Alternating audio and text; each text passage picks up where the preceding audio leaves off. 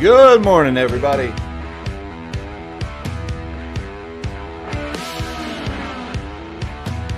Happy Friday to all you magnificent melon heads out there. Today is July 7th, 2023. Jobs report, the non-farm payrolls, aka the government jobs report, came out this morning. 209,000 jobs added in the U.S. economy.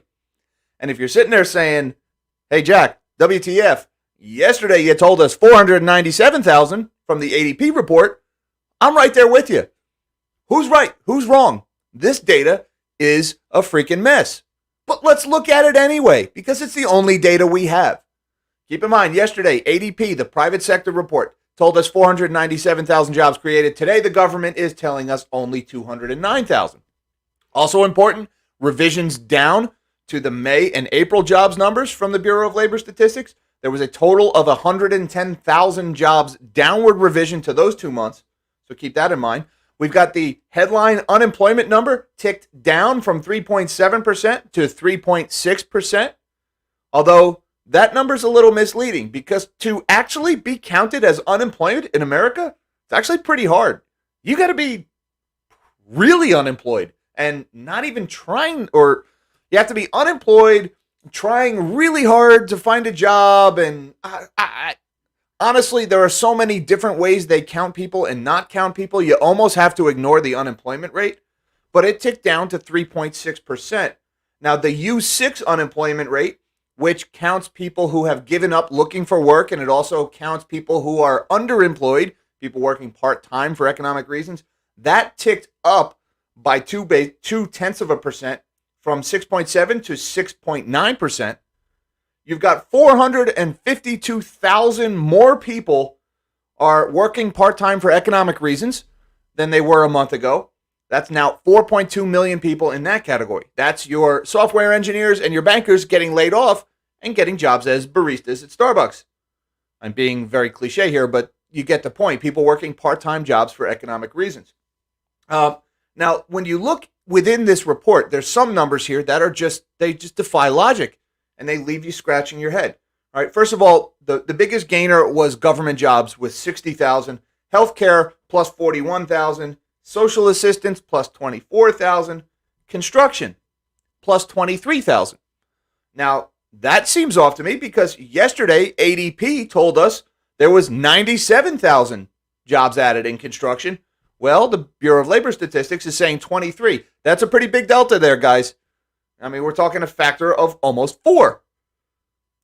Professional and business services added 21,000. Retail lost 11,000 jobs. Not surprising there, as consumer spending is consumers are strapped and same-store sales are flat to just barely keeping up with inflation. We've also got transportation and warehousing.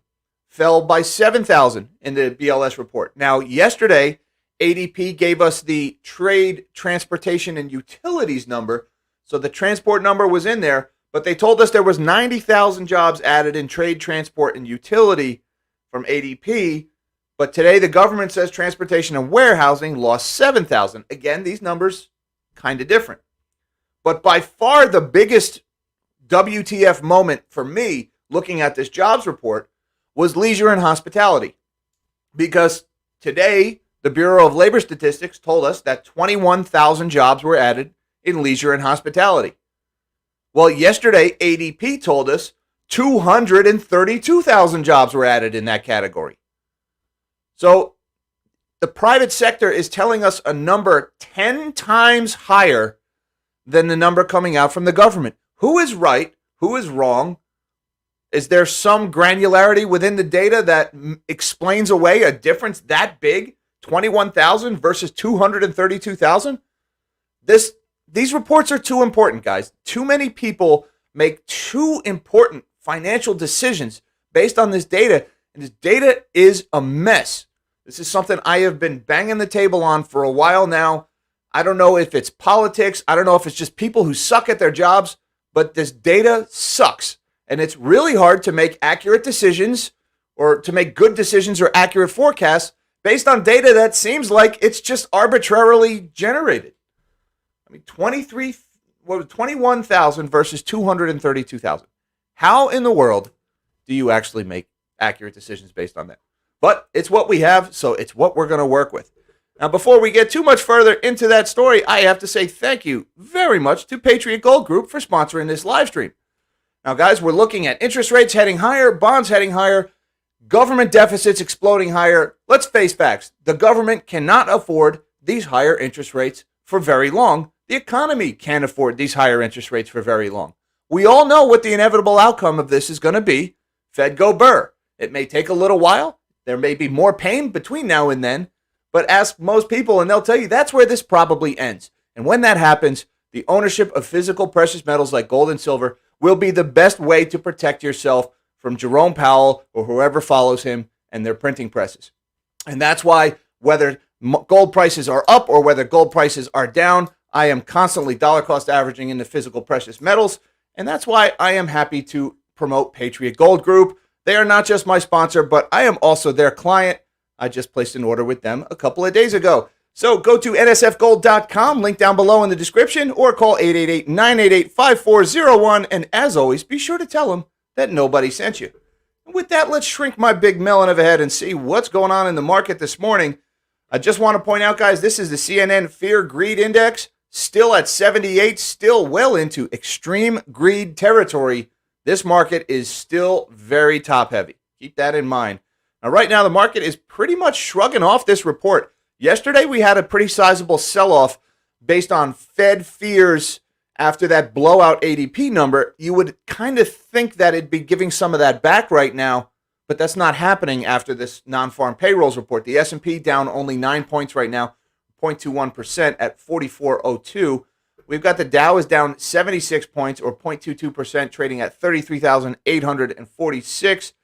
And the NASDAQ is down 6 points, pretty much flat for the day at 13,672. You'd think stocks would be rallying a little bit off of that report. It was not a good news report, less jobs created than expected, but that would mean a less aggressive Fed, and you'd think stocks would be encouraged by that. Not happening this morning.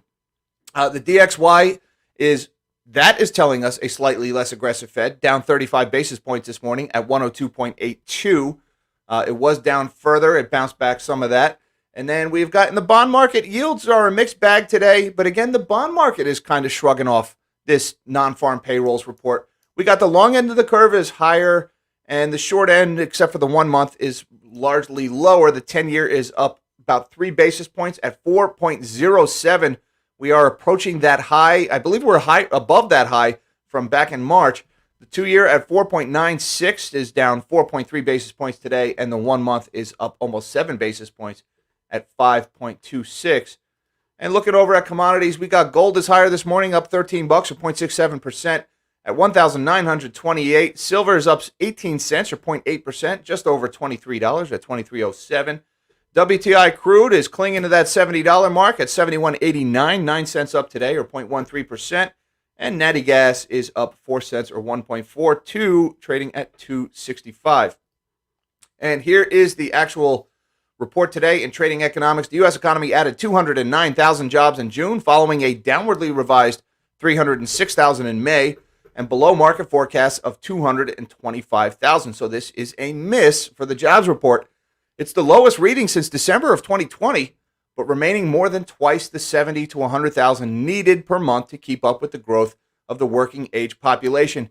Employment in government, healthcare, social assistance, and construction continued to trend up. And we've also got the unemployment rate. Here you go. We were 3.7% last month, a slight downtick to 3.6. But again, I just want to mention the so-called U6 unemployment rate, which includes people who want to work but have given up searching, and those who are working part-time because they can't find full-time unemployment. That rose 0.2 of a point to 6.9% in June, up from 6.7% in May. Labor force participation rate was unchanged at 62.6%. Now, this is the actual report itself from the Bureau of Labor Statistics. I've already given you a lot of the key points, but this is one number that jumped out at me that I wanted to share with you guys. Zoom in on it here. The number of persons employed part-time for economic reasons increased by 452,000 people to 4.2 million in June, partially reflecting an increase in the number of persons whose hours were cut due to slack work or business conditions. Persons employed part-time for economic reasons are individuals who would have preferred full-time employment but were working part-time because their hours had been reduced or they were unable to find full-time jobs. So this is the underemployment number here. And that went up big time. 452,000 more people are working part-time versus full-time compared to a month ago. That is your well-paying white-collar jobs being laid off and getting low-paying jobs in leisure and hospitality to replace it. You can see it right there in the numbers. 452,000 more people are in that category.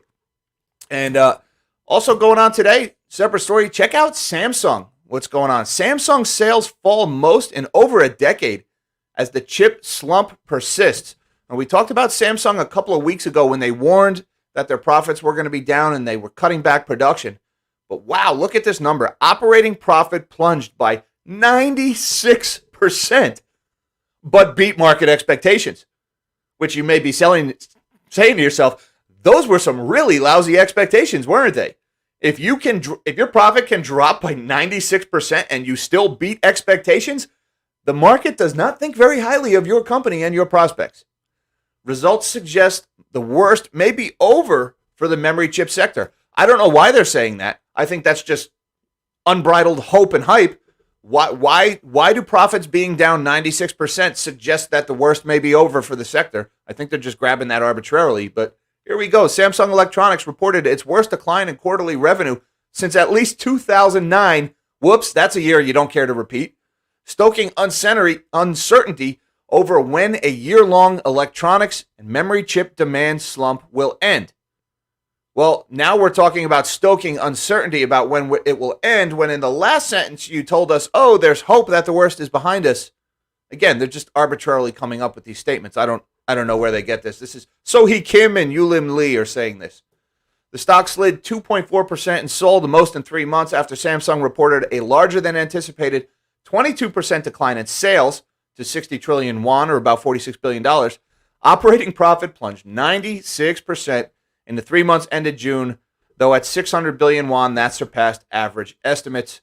And take a look at Samsung stock right now. This is going back to August of last year, about a year-long chart here. Now, yeah, okay, we got this big dip going on today. That's the biggest red candle in a while. We're just about to hit the 50-day moving average, but this stock has pretty much moved up all year long. Its profits are down 96%. Guys, 96%, that's kind of a lot of percents.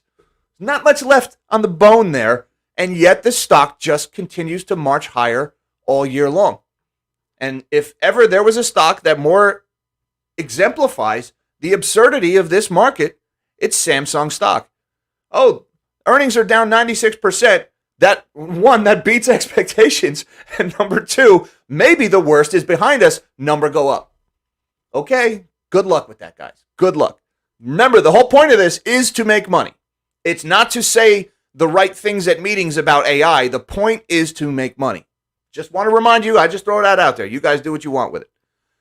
And speaking of making money, let's talk about the banks for a second. Rebound in rates puts pressure on banks. This is in the Wall Street Journal. Now, this is from 2 days ago. It's kind of stating the obvious here, but it's worth pointing out because bank earnings are coming out next week, or late Friday. They start next week.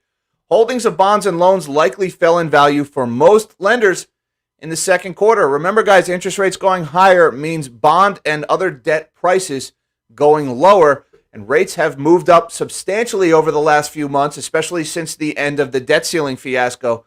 And that means these assets that are owned by the banks on the balance sheets, the things that they bought with your money, are worth less. They're not worthless, but they are worth less than the money they still owe to you. Unrealized losses on bonds and loans held by U.S. banks are expected to have grown in the second quarter, potentially reanimating an issue that made investors nervous early this year. That's mildly put. Meanwhile, pressure on profits is rising. Unrealized losses should be pretty close to back where we were at the end of 2022 for the vast majority of banks, said Richard something I can't pronounce, an analyst at the investment research firm CFRA. It still feels like there's some liquidity pressure on banks, although obviously the risk of an immediate failure seems to have dropped precipitously. And I have to take issue with the last half of that last sentence. that the risk of imminent failure seems to have dropped precipitously. And this is another case of the financial press saying, well, guys, it's been over a month since a major bank failed. I guess things are looking good. Banks are not supposed to fail every month. That's like the guy saying, like, hey, I'm not in jail right now. Congratulations, you're not supposed to go to jail right now. Banks are not supposed to fail. Just because it's been a month and a half or 2 months since the last bank failure is not sounding the all clear. If you think I'm kidding, check out this chart. Government-sponsored enterprises. This is FHLB advances. FHLB stands for Federal Home Loan Banks.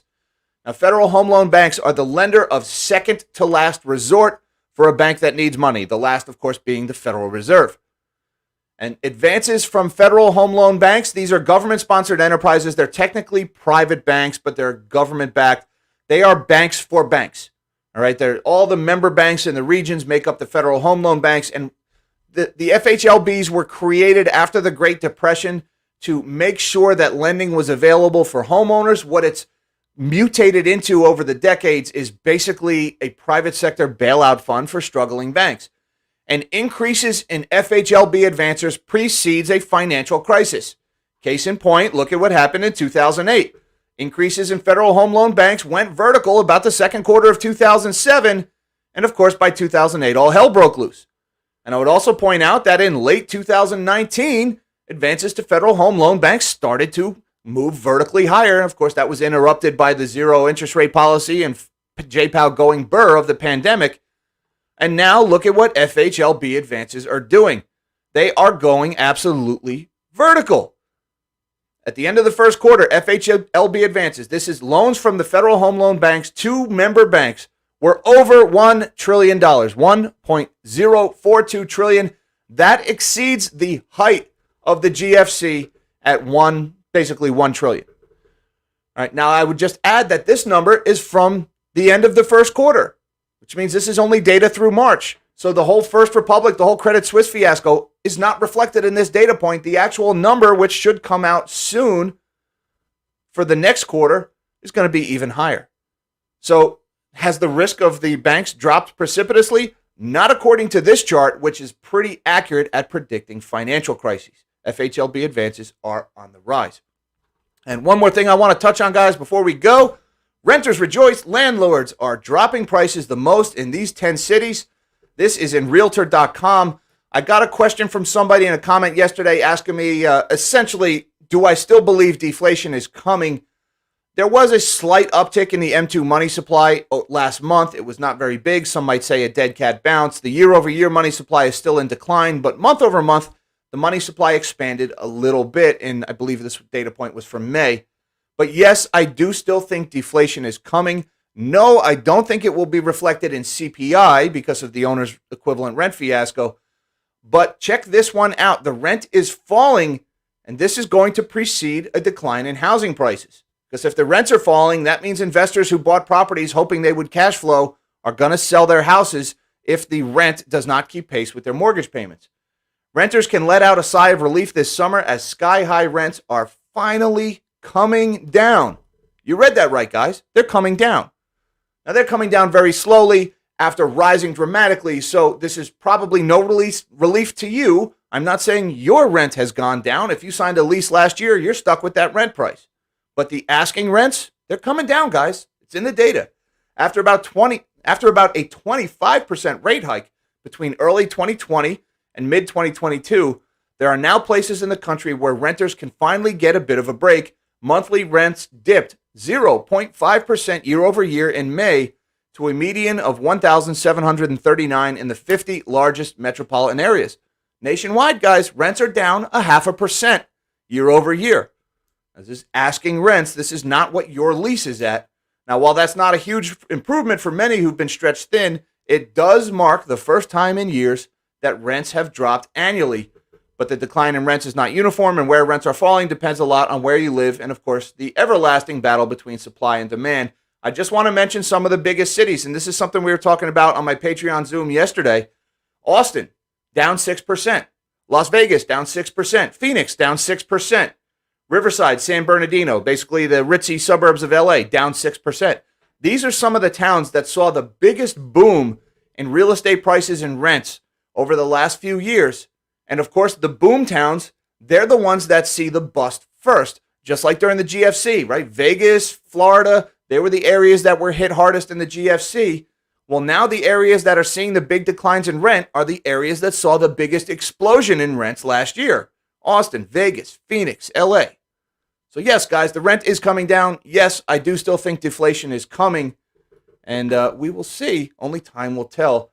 I don't think the Fed will sit there and take deflation for very long because, well, deflation, people who owe money suffer during deflation. And who owes more money than the United States government? And I have a thank you I have to say to Mr. Mike Binder from Robin RC. Thank you, Mike. He says, Jack, good morning, Jack. Interesting times, all to the moon. Yes, number go up, Mike. Why not? Why not? Samsung stock might as well go up, right? Profits down 96%. They're cutting production. Revenue down 22%. But maybe the worst is behind us. Plus, AI, number go up, right, Mike?